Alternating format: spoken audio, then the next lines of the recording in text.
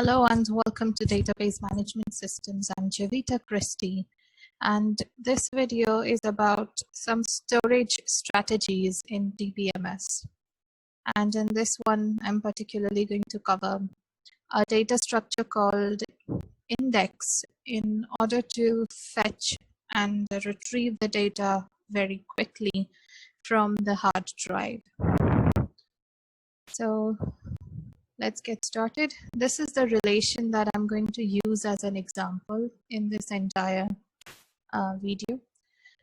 So first of all, why do we need data structures inside a database management system? And the reason behind that is because you have data that is stored in your secondary memory. And whenever you have to access that data, you have to fetch it from there. So your secondary memory is like it's your hard drive, and in order to work on the data, you have to have the data within your primary memory, which is your RAM. And this is necessary because the RAM is actually a lot faster than the hard drive, and whatever current processes in your system are going on, they are all working in the RAM. They don't work in the secondary memory. So for example, if you're opening a Word document or any kind of document for that matter in your computer, then that document, while it is working, while it's running, is present in your primary memory. So in the same way, whenever you write a query like select star from, let's say, instructor table, if you write select star from instructor, then whatever data you see on your screen is coming from the hard drive, but it is fetched into the primary memory and then given to you. So while you're working on that data, maybe updating or deleting or inserting, whatever you're doing, at that time, that data is present in your primary memory.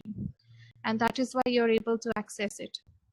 The minute you turn off your computer, or it gets turned off on its own due to some reason, then that time your data is gone from the primary memory, but the secondary memory data persists, which is why it is also important that data is stored in the secondary memory and not primary memory, because your RAM is volatile and your hard drive, on the other hand, is not volatile. Now the problem that arises is how to fetch data from the hard drive to the main memory so that you can work on it. And of course, I'm teaching DBMS, so I'm going to talk about this thing in context of DBMS. So I'm not going to tell you why you need to fetch a Word document, but I'm going to tell you why you need to fetch your database and certain tables of the database. So you need to do that because you have to work on it. And when you bring data from the secondary memory to the main memory, it needs some sort of a data structure in order to bring it. You might be thinking that, you are making a table and then inserting so many rows. So you think that in your disk also it is stored in a sequential manner, but that's not true. That data could be stored anywhere. And the disk does not really work that way. It starts storing data wherever there's a space. So if there is no space, it's going to skip certain number of blocks. Your disk is divided into several blocks, and some data is stored on one block and some other data on another block. So that way your data keeps getting stored block by block. And whenever one block is full, then that data gets stored in some other block. And these blocks are not necessarily sequential or consecutive. So for example, when this table is being stored, it's not necessary that all these rows will be stored consecutively in the hard drive. It could be possible that 3 rows are in one block and other 3 rows in another block. So due to this, you have to access that exact location to retrieve a particular table or a particular row of a table. So this is easy if your table is having just this much data, but we all know that in real life, when you actually create a database, then it won't be limited to just a certain number of rows. It will have many more rows than this one that you see right here. So this is why you require a data structure. So what a data structure basically does is it stores a pointer to a particular record in the drive. So this is just like, living in your house and having an address. So that address would tell me that you live in this particular place. That doesn't mean that if I have the address, I can reach that particular place directly without even going there. So that's not the thing, but it's like making a directory with addresses of people. So whenever you want to reach a person, you're going to look at that directory and find out the address of that person and then travel to that person's house. So the data structures do not help in that traveling part. You have to travel on your own, and the cost remains the same, but it helps in finding the address very quickly. So you can, maybe the names of the people are arranged in an alphabetical order. So that helps you to easily find out the name of a person and then the address corresponding to that person. So that is what basically an index does in a DBMS system. So index is a data structure. And if you look at this table, you can see that there are several IDs given here, and they are all arranged in an ascending order. So I could use this as an index. So what I would do is create a data structure. And of course, this data structure also is stored in the hard drive, but it's easy to get it. And in this data structure, I'm going to store just the ID and the address on the drive of this particular row. So that way, if I want to access certain number of rows, I can just fetch by using the address mentioned here. And this makes my work easier because I have an index like a book has an index. So in the front pages of the book, you can find an index, and that helps you to reach a particular topic very quickly by just seeing the page number from the index. And in the same manner, here you have an index which has the ID of the instructor, and using that ID, you can fetch the address. And if you go to that address in your hard drive, you'll be able to find the rest of the information about that instructor with this particular ID. So that is what an index data structure does. And I'm going to show you a little bit of an example of how actually records would be stored. So this is a sequential file for instructor records, and what you see here are pointers. So these things given here are pointers. So when a table is stored in a hard drive, then what happens is there are pointers stored in this manner. So for example, let's say I'm just going to give you a very brief idea about this. So I'm going to use some addresses which are not necessarily actual hard drive addresses, but I'm just going to use those. So let's say that this particular row right here is stored in block 1 of the hard drive. And maybe, so your hard drive has different blocks and sectors. So each block has several sectors.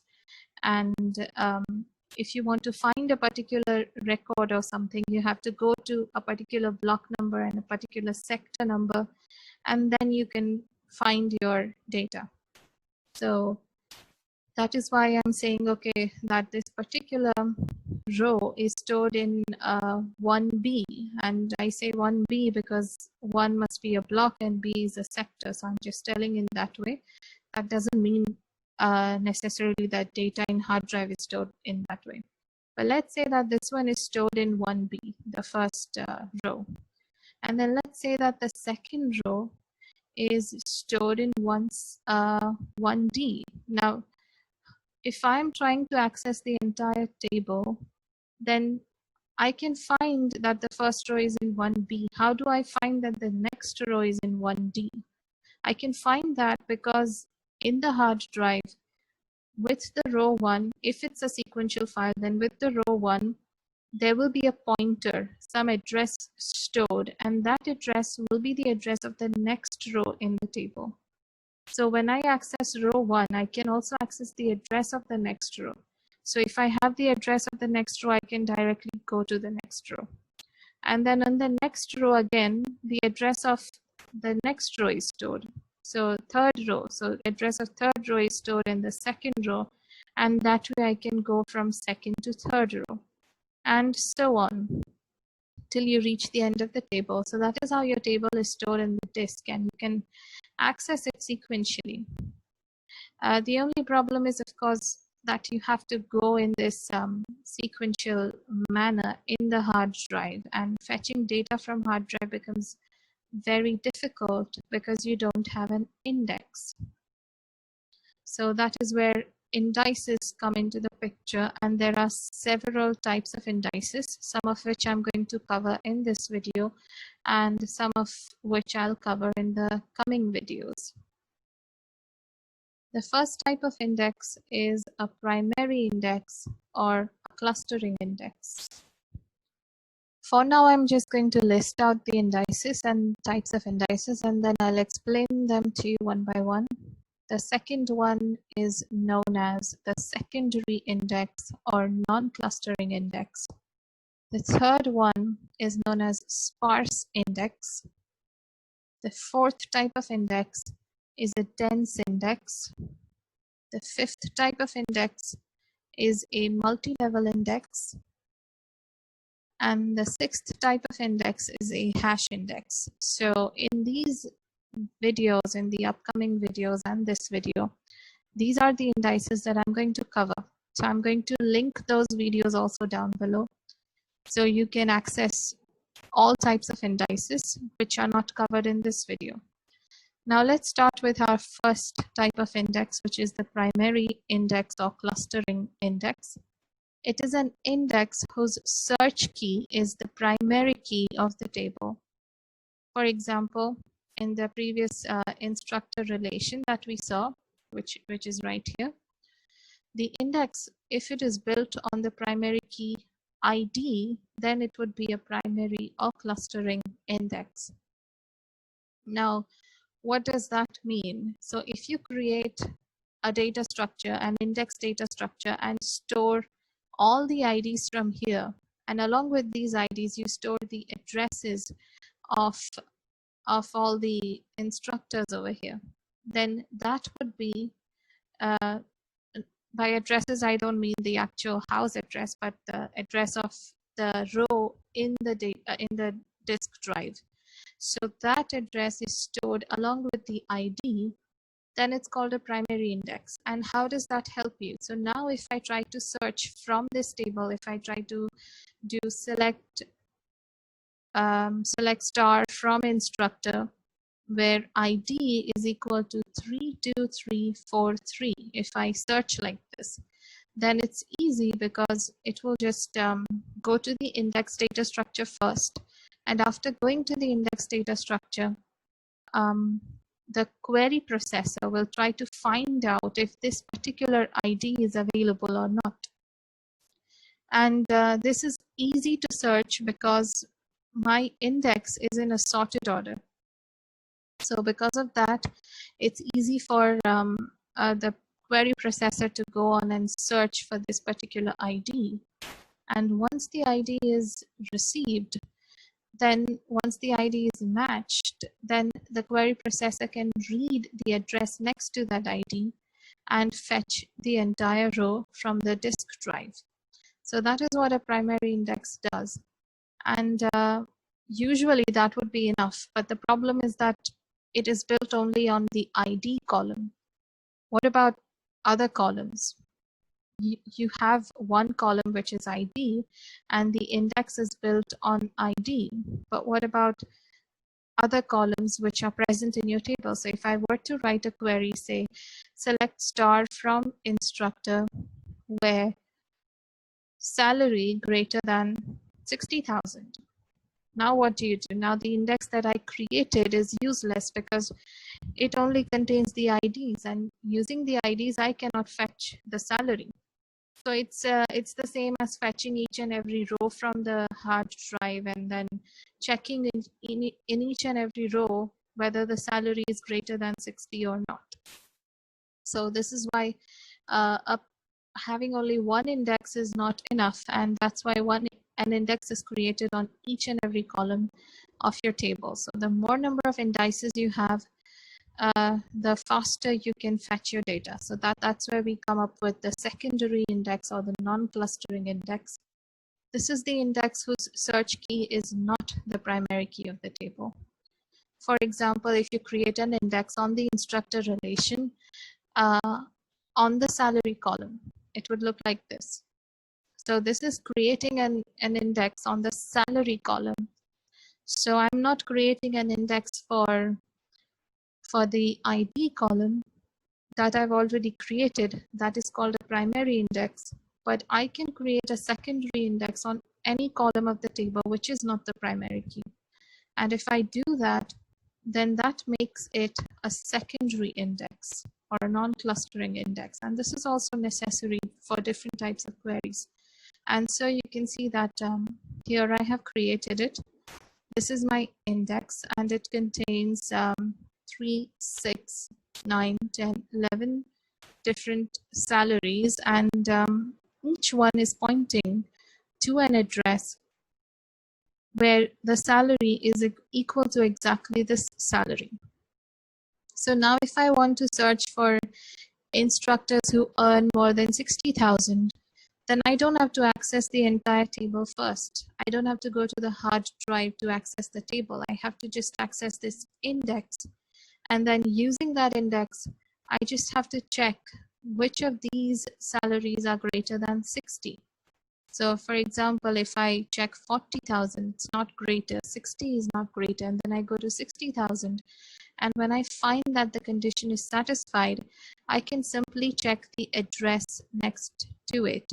So when I check this address, it will lead me to the person who is having this particular salary. And then using that address, I can fetch this entire row from the hard drive. So I don't have to go and check each and every row. I just have to check this index, and then I can match the condition and fetch a row that is required. The next type of index that we have is a sparse index. And a sparse index is where an index entry appears only for some of the search key values. It can be used only if the relation is stored in sorted order of the search key. So for example, this is the relation, and I can see over here that the IDs of all the instructors are stored in the table in a sorted manner. So because they are already in a sorted manner, I am going to make an index, but within the index, I'm not going to store all the IDs. I'm going to store only maybe 3 IDs, like you can see here. So I have stored only 3 IDs. Now, how does that help you for searching purposes? So it helps you because now, suppose I'm looking for an ID, let's say 45565. I'm looking for this particular ID right here. Then first I'm going to check the data structure, this index data structure, and I can try to match this 45565 with the first ID, and I know it's not matching. And when it doesn't match, I am going to check the next value, and the next value is 32343, and I know that it's not matching again, and my ID is greater than this ID. So that means I can still proceed ahead. So next I'm going to check 76766, and now I know that this ID is not matching with it, but I also know that this value is greater than the value of the ID that I'm searching. So that's why I'm not going to, if suppose this index had still some more IDs, then I won't be checking those IDs after this, because I know that this value is less than this value. So if I go and check further, I'm not going to find this value at all. So that's why I'm going to stop here. And I can now go back to the 32343 index, and I know now that my ID lies between this address and this address. So I did not get the actual address for my ID, but it helped me to narrow down the area from where I can get this address. So now all I have to do is I have to go to 32343, this particular row. So I'll go to the disk and find out where this row is, because I have the address given here. So I can go to this row, and over there I can find that the address of the next row is given. So now I can go to the next row and match the ID. It is still not matching, but I also know that it is greater than this ID. So again, I go to the address of the next row using this address, and then I go there and check, and again, I match it, and this time it matches. So I can return this row to the user, to the person who was searching. So this is how a sparse index works. You're not storing everything, you're just storing some of the IDs, and using those you can access the data available. But there is a disadvantage that obviously the search time increases. Your index becomes very small, but the search time increases considerably. And also at the same time, this can be used only if your column is in a sorted order. So all these IDs are sorted. But what about these this salaries over here? If I wanted to create an index, a sparse index on salaries, I cannot, because salaries are not sorted. So I cannot just select certain salaries and put them in an index, in a sparse index, and then try to make it a data structure, because it won't work. Same is true for this courses column, which are right here. For those also, I cannot make this type of an index because this is not sorted. And again, the names of the instructors are not in a sorted order, so I cannot make a sparse index here either. So this works only if the column is sorted. Now the next type of index is a dense index, and obviously it is the opposite of the sparse index. This is where the index entry appears for every search key value in the field. So for example, if I was creating an index for say the courses, then this is how I would be creating the index. Now you can see that here it's not that I have rearranged the data, but I have put them in a sequential manner of the courses available, so that this can help us to create this index. And also when I'm explaining, it can help us. So if you try to understand what's happening here, then this data is actually not rearranged. You might feel it is rearranged because I have kept biology and then computer science. So it's not possible. It's not possible at all to arrange the data present within your hard drive. The data stored in the hard drive cannot be moved and shifted and put into places. It's stored in the same manner. But the only thing that I have done is this linking right here. That is what I have made. So if you go to the biology row, the first row given right here. So if you go to that row, then the next thing you will find is the address of the next row. So then using this address, you can go to the first person in the computer science department or computer science course. And if you access the address stored with this row, then you'll be able to go to the next one. So it's not necessarily stored in a consecutive manner, but it is stored in such a way that the addresses are consecutive. in the sense the addresses available are available in this manner. So then when I make an index, I have to make an index for only one course at a time. So I don't have to store computer science in the index 3 times. I can store it only once. And it will point to the first record in the computer science section. And if I access this first record, I can obviously check the address to access the next record. And if I can get to this place, then I can check the address and go to the next place where the next computer science record is stored. So if you create this type of an index, then it's easy for you to now access the courses based on a condition given on these courses. So if I try to write select star from instructor where department equal to finance, then I can easily go to that particular section and fetch the 2 rows containing finance department.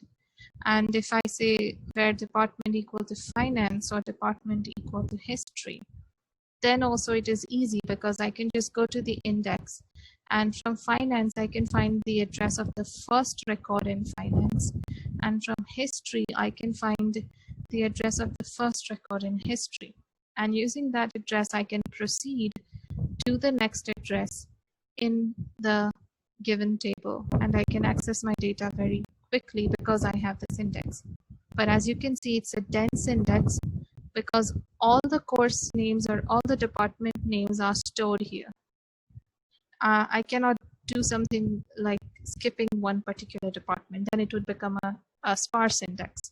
But because it's a dense index, I have stored the names of all the departments here.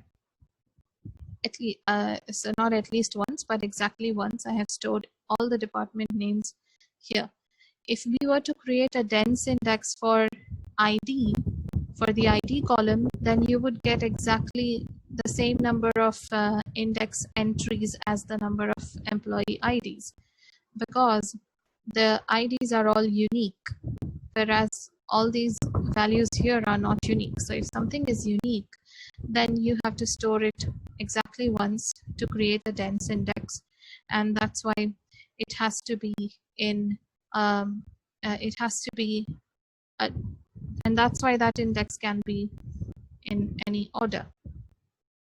So dense index can be in, the column does not have to be sorted, but for a sparse index it has to be sorted.